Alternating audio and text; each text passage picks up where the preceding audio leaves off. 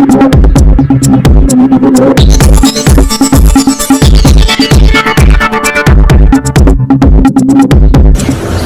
నా పేరు Konaseema today news కి స్వాగతం.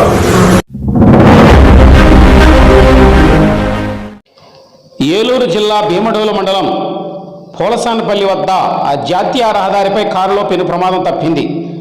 జాతీయ రహదారిపై వెళుతున్న కారులో ఒక్కసారిగా మంటలు చెలరేగాయి. దీంతో కారులో ప్రయాణిస్తున్న ప్రయాణికులు వెంటనే అప్రమత్తమై కారు నుండి కిందకు దిగిపోయారు. ఈ ఘటనలో కారు పూర్తిగా అగ్ని ఆహుతై పోయింది. అయితే ప్రమాదానికి గల కారణాలు తెలియాల్సి ఉంది. ఈ ప్రమాదంలో ఎవరికి ఎటువంటి ప్రాణ నష్టం జరగలేదు.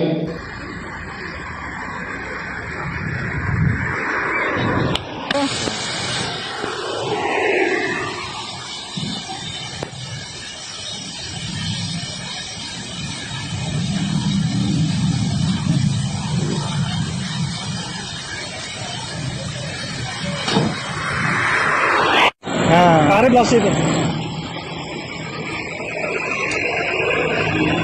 తీసుకున్న దగ్గర షార్ట్ సర్క్యూట్ అయ్యి అందులో వచ్చేసింది.